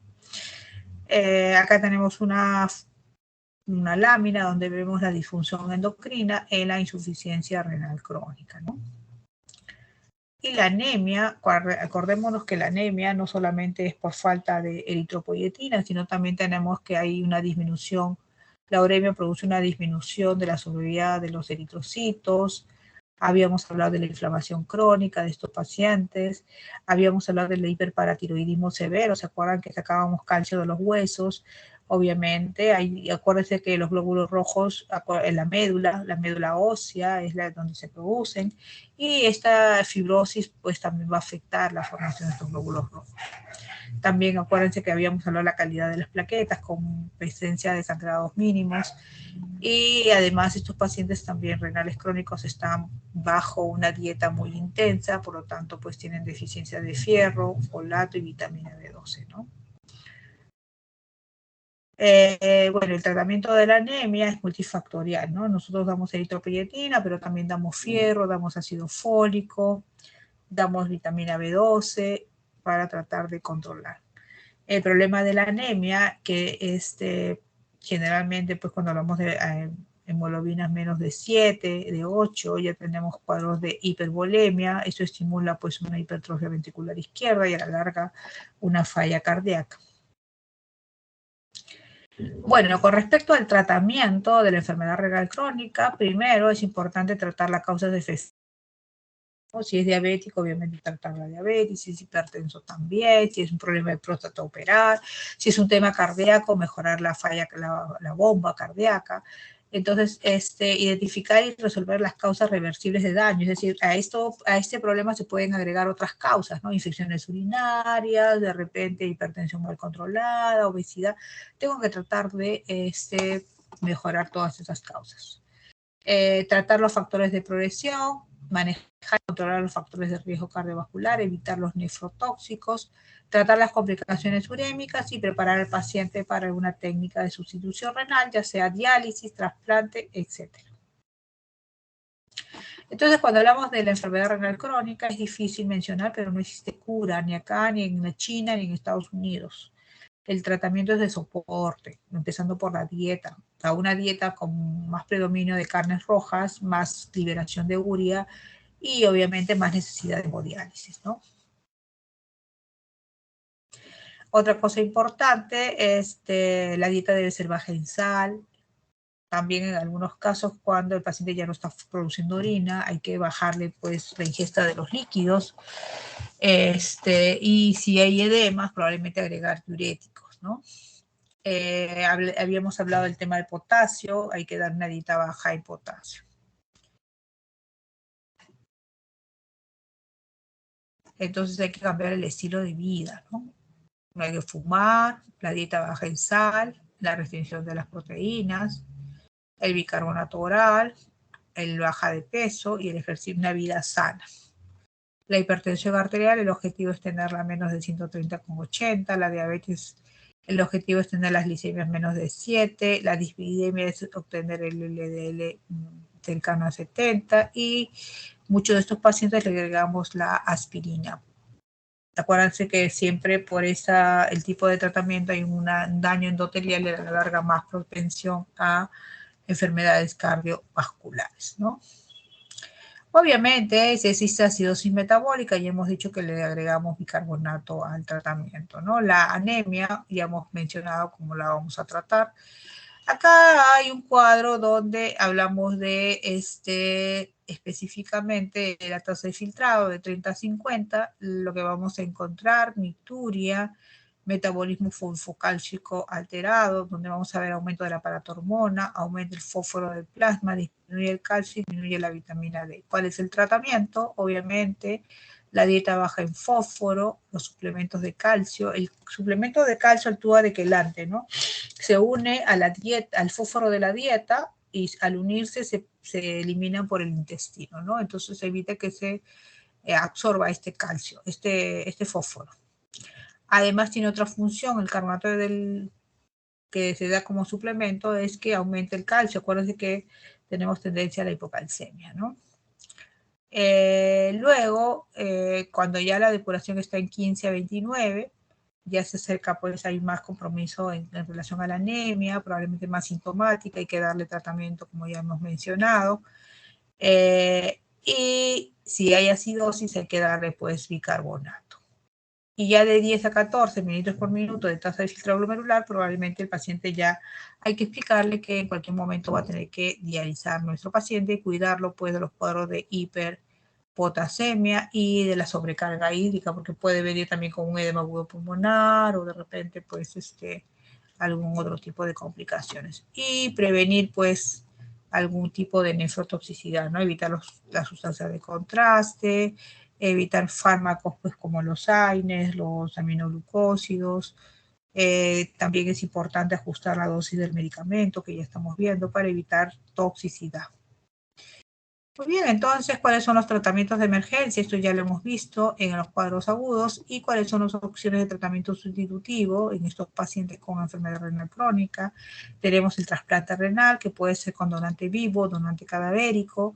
Tenemos otra opción que es la diálisis peritoneal, ¿no? Que también hay submodalidades. Tenemos la diálisis peritoneal ambulatoria continua. La diálisis peritoneal con cicladora, que utiliza una máquina que hace todo los cambios específicamente, y la diálisis peritoneal nocturna intermitente. Y la famosa hemodiálisis, que generalmente se da 3 veces por semana, más o menos cada sesión de 3 a 5 horas. Y también en algunos países, no en el nuestro, hay la famosa hemodiálisis en casa, donde te prestan la máquina y tu familia y los insumos, y tu familia tiene que estar preparada y capacitada para hacerte los procedimientos en casa. Muy bien. ¿Cuáles son las ventajas de la diálisis peritoneal? Hay menos restricciones dietéticas, el paciente puede comer su dieta rica en potasio, porque como cada 4 horas le están sacando cada 6, los líquidos específicamente, hay mejor control del volumen, mejor control del potasio, ¿no? Mayor control del fósforo y del aparato hormonal. Mejor control de la acidosis, de la anemia y de la presión arterial, ¿no? Menos cambios hemodinámicos. Pero ¿cuáles son las desventajas? Hay un gaté a nivel abdominal. Hay esta técnica generalmente tiene una vida media de 12 años, ¿no? Porque a la larga se esclerosan los vasos y cada vez va a permitir menos intercambio. Hay una mayor incidencia de peritonitis. El problema es que para que se hagan esos intercambios se usa una sustancia que generalmente es la glucosa, y esto hace que estos pacientes tengan más tendencia al sobrepeso. Y obviamente va a requerir pues unas condiciones adecuadas, porque si yo no tengo un baño propio no voy a poderme hacer la diálisis peritoneal en mi casa, ¿no? Entonces tengo que tener unas condiciones socioeconómicas adecuadas, ¿no? Muy bien, y recientemente se habla de específicamente, a ver, ¿cómo les puedo decir? En cuanto hay unas máquinas de hemodiálisis pequeñitas que ya se introducen en el organismo, pero todavía el tema es lo que son las recargas, ¿no? Las recargas, las famosas pilas para que duren más tiempo en ese sentido, ¿no? También tengo entendido que han salido algunas pastillas para el tratamiento, pero que están en fase de estudio. Muy bien, ¿alguna pregunta hasta acá? ¿Duda?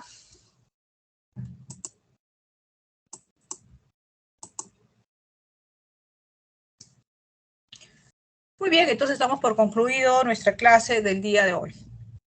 ¿Ya? Sí, doctora, está bien, ha quedado claro. Ya, muy bien, Melissa, muy bien, chicos, ha sido un gusto. Cuídense, por favor.